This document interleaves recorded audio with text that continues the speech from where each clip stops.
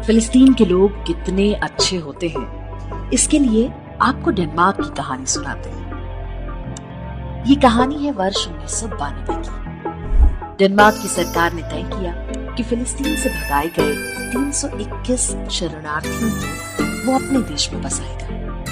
बेचारे इतनी लूटी पिटी हालत में डेनमार्क पहुंचे थे कि सबको उन पर दया आ गई।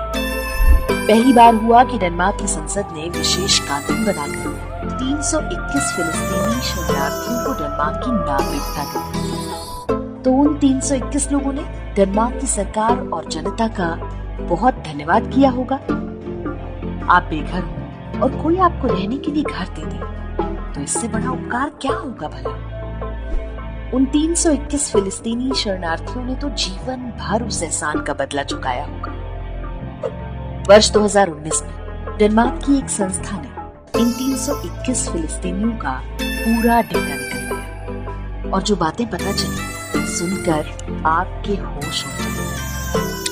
डेनमार्क में शरण पाने वाले 321 लोगों में से 204 गंभीर अपराधों जैसे कि हत्या, बलात्कार और डकैती में पकड़े गए। अर्थात डेनमार्क ने जिन फिलिस्तीनियों को मानवता के नाम पर शरण दी थी, उनमें से 64% दुर्दांत अपराधी थे। सभी 321 फिलिस्तीनी शरणार्थियों ने डेनमार्क की जनता के टैक्स के पैसे पर चलने वाली वेलफेयर स्कीमों का लाभ उठाया। क्योंकि जीवन जीने के लिए पर्याप्त पैसे डेनमार्क सरकार दे ही रही थी, तो किसी ने नौकरी चाकरी या व्यापार करने की नहीं सोची। सबने एक्स्ट्रा इनकम के लिए अपराध को ही चुना। इन 321 लोगों ने मिलकर 999 बच्चे पैदा किए। अर्थात हर कपल को 6 से अधिक बच्चे होंगे। कहने की आवश्यकता नहीं है कि सारा बोझ डेनमार्क के टैक्स पेयर्स ने उठाया। इन 999 बच्चों में से 34% गंभीर अपराधों में विभिन्न अदालतों द्वारा दोषी पाए गए। वर्ष 2011 में फिलिस्तीनी बच्चों का आईक्यू टेस्ट कराया गया। 6 से 11 वर्ष आयु के 257 बच्चों के सैंपल पर टेस्ट हुआ। औसत रहा 85, यानी औसत से बहुत कम।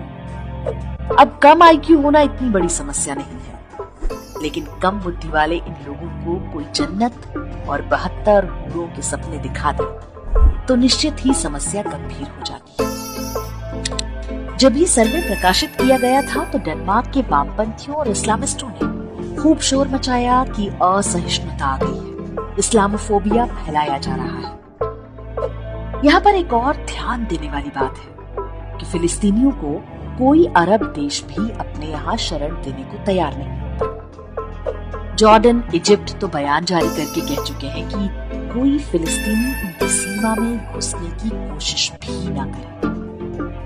अब जरा सोचिए कि भारत में क्या हो रहा है। करोड़ों की संख्या में बांग्लादेशी और रोहिंग्या घुसपैठिए बसाए जा चुके हैं, कुछ वैध रास्तों से और अधिकांश अवैध तरीकों से। भारत में तो पूरा शासन तंत्र उनके लिए सुरक्षा दीवार बना हुआ है। राजनीतिक पार्टियां और अफसर इन घुसपैठियों के आधार कार्ड और वोटर आईडी बनवाते हैं। पुलिस वाले घूस लेकर फल सब्जी के ठेले लगवाने में सहायता करते हैं। मीडिया उन्हें बेचारा और सताया हुआ सिद्ध करता है। देश विदेश से फंड लेने वाले एनजीओ गरीबों की सहायता के नाम पर रोहिंग्या कैंपों पर ही सारी मानवता उड़ेल गई। म्यांमार से आकर लाखों रोहिंग्या जम्मू में बसा दिए गए, लेकिन किसी को कानों कान पता नहीं चल पाया।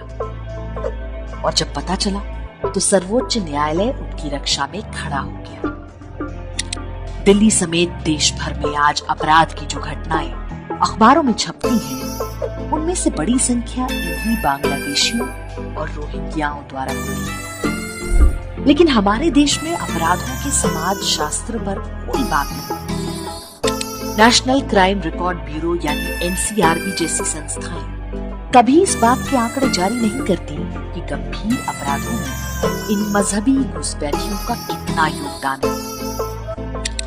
डेनमार्क जैसा कोई यूरोपीय देश हो या भारत, मजहबी घुसपैठियों के साथ जो मानवता आज वो दिखा रहे हैं, उसका परिणाम उनकी आने वाली पीढ़ियों को भुगतना ही होगा।